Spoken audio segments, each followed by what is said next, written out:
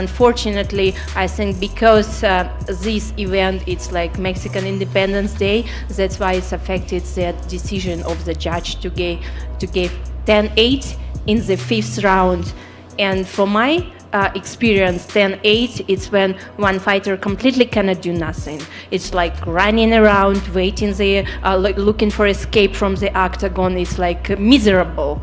But in the 5th round, it was like 4 minutes or how many minutes stand up, and she didn't let one punch, and she only could take the back position on the, like, what it was, last minute and a half, I don't remember now. But even there, it was not damage. It was not too much damage to succeed this 10-8. That's why kind of like I'm saying it's double feeling. One side I'm proud of myself, and one side I frustrating from the judge decision. Just to ask you to clarify on that, on the Mexican Independence Day thing, are you saying that you think the judges factored that in, or do you mean because it was a pro-Mexican crowd, the volume was so loud, the cheering was so loud, that maybe the judge thinks it's more dominant than it really is? Really, I don't know what it was back decision from that, but 10-8 is 10-8, and 10-8 it's kind of like not what it was in the 5th round.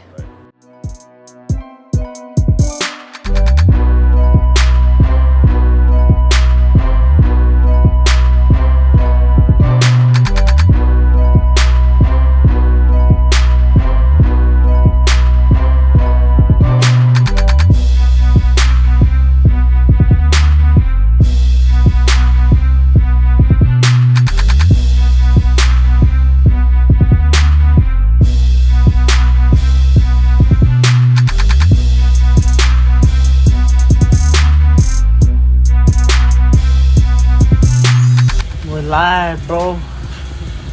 Se aventó los 50 G's. Simón. 50 G's, como dice mi... ¿Cómo se llama el profe? Over here taking the shuttle on the way back to the parking lot. If you know, you know. Oh, sí. Yeah. For the after party. Yeah, for the after party, Peanut butter and jellies and sleep. Hey, we got open mat tomorrow, right? Yeah, we're training tomorrow. Make sure. No days off. Bro, we need the 2 weeks. We got the 50 G's, baby. 2 weeks vacation. We got performance of the night, homie. You know Let's go. Just come on. And basketball.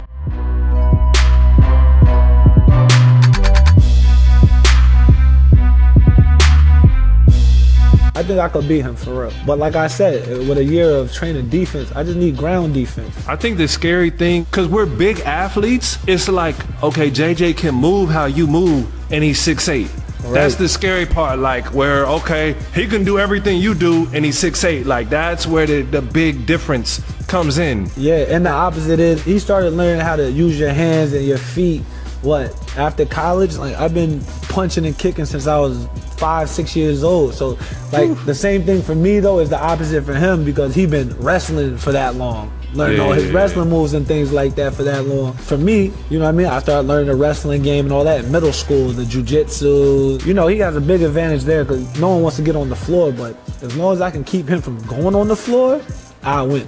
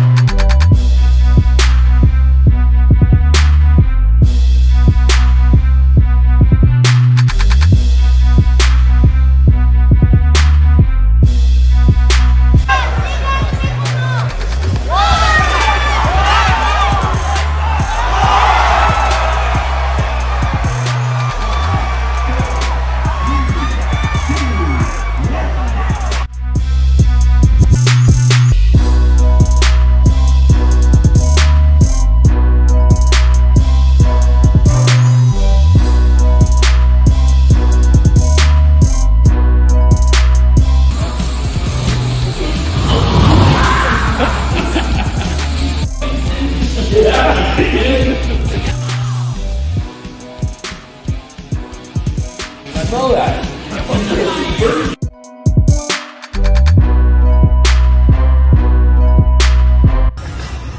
I just got my ass kicked by that guy.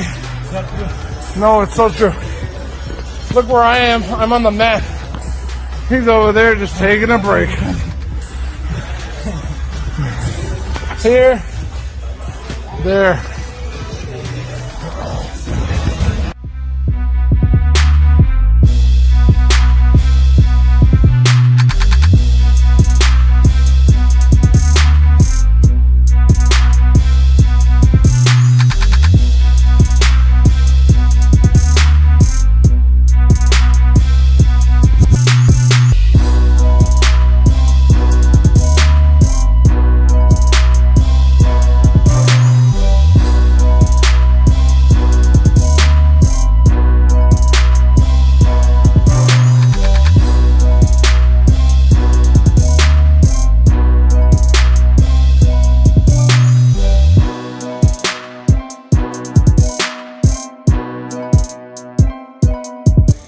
What up, this your boy Roy Jones Jr.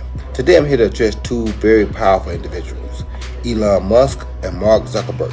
I hear you guys been trying to fight it out. I know it's been going on for a while. You guys been trying to make it happen in different arenas, but it hasn't happened. So here I am, Roy Jones Jr. with IBA. We willing to go put the fight on, 3 to 5 rounds, 3 minutes apiece. Y'all can have a fight. We'll sanction the fight for you guys. We can make an exhibition. We can make it a real fight. Whatever y'all want to do, because boxing is a gentleman's sport. We know you guys are awesome gentlemen. So let's get it up. Let's get together. Let's get it on. And I'll even referee the fight. So let's do it. All right? Body here in the building.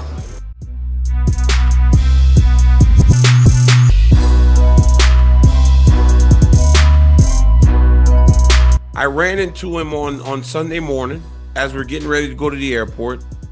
Sean Strickland, by the way, is a very early flyer. We didn't leave back to San Francisco until like 10 a.m. I saw Sean Strickland getting on the 6:30 shuttle back to the airport. I'm like, bro, we don't leave for like 4 hours almost. Dude was like, I don't want to be late. I'm getting out of here. We sat down and we talked for a minute. And I asked him, I said, when you were in there, I said, what did you feel? He was like, I honestly could not believe what was happening.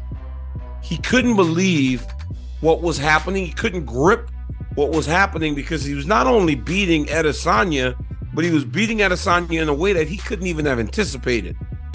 He was like, DC, I promise you, I didn't think that the fight was going to be like that. He felt like, he said, I was having my way with him. He goes, I don't understand. But one thing he did say that was very key, he goes, but in the rematch, he said, in the rematch, because I imagine there's going to be a rematch. He goes, I think it'll be harder. He thinks that he might have got overlooked a little bit by Adesanya. He said, in the rematch, I think it'll be harder.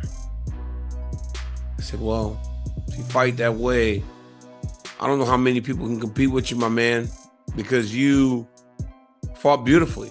We talked about his Philly shell defense, his boxing. I said, you're boxing out there. He goes, I boxed so much in practice. He goes, and I figured when it was working, just kept going with it. He said, the crazy thing is, DC, I wrestled so much in preparation for this. He goes, and I didn't have to use it. If Sean Strickland has those abilities on the ground and we didn't see it, we may be starting to see a whole new type of contender or champion in this weight class.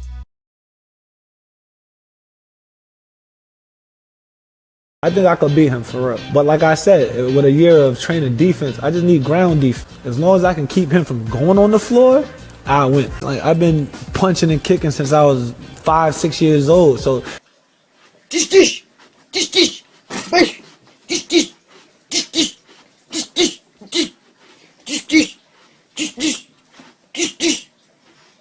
as long as I can keep him from going on the floor, I win. I'm Michael Jordan. Stop it. Get some help.